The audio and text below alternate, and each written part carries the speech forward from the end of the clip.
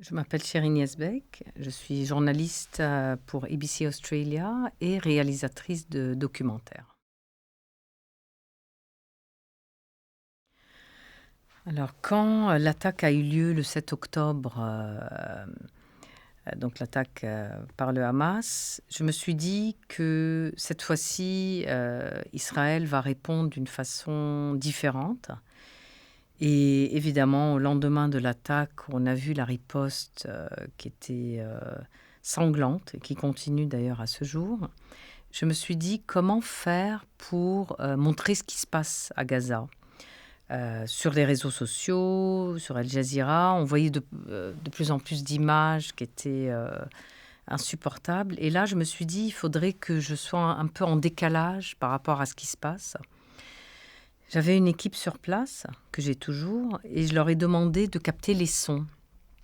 Et le soir du 17 octobre, l'armée israélienne avait éteint les lumières, enlevé le Wi-Fi, complètement isolé la bande de Gaza et bombardé, mais d'une façon assez massive. Et là, j'avais demandé à mon équipe le matin de capter des sons.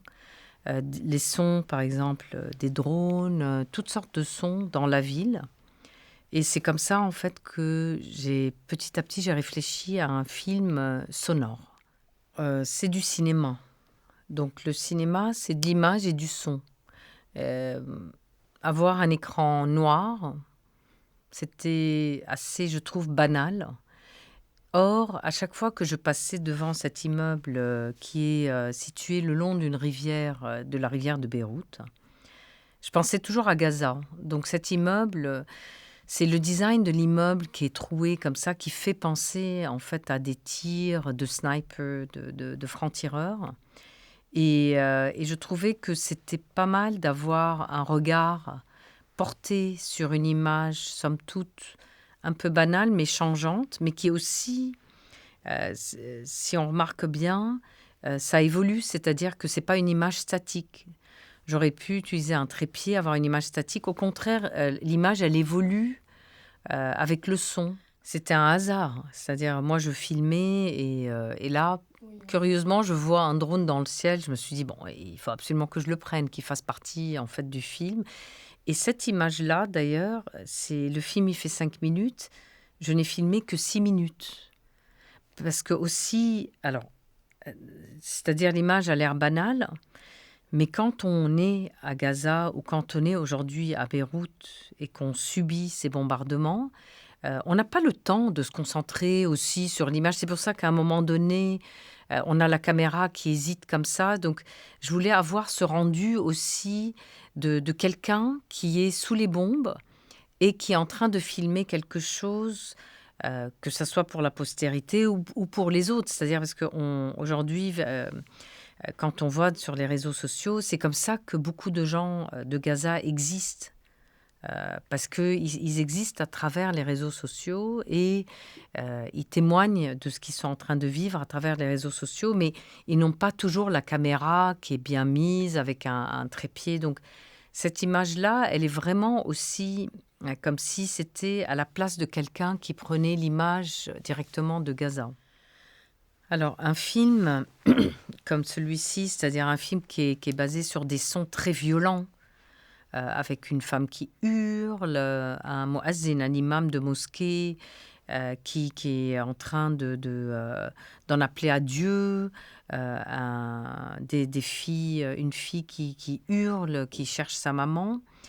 Je trouve que déjà, 2 minutes de ces sons-là, de ces bruits, c'est insupportable. Donc, 5 minutes, je crois que l'humain, c'est un peu compliqué de supporter plus.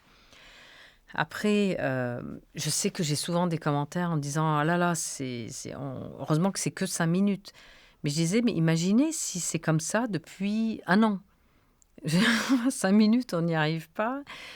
Depuis un an, c'est comme ça. Donc je sais pas qu'est-ce que c'est un truc qui rend fou. Mais je trouve que 5 minutes, c'était suffisant pour faire passer le message. J'aurais pu évidemment m'étaler sur 20 minutes, mais je trouve que ça n'avait pas de sens. Ça serait redondant et puis on n'apporterait rien de plus. Je voulais savoir, est-ce que, avec ce qui se passe actuellement au Liban, vous voulez peut-être créer un nouveau film? Alors, j'allais reprendre un petit peu ce que Richard Millet, l'écrivain, avait dit lors d'une de ses interviews, euh, où sa maman l'avait un peu poussé à participer activement à la guerre civile au Liban pour devenir écrivain. Euh, et moi, à chaque fois, en fait, cet entretien qu'il avait tenu, moi j'adore cet écrivain.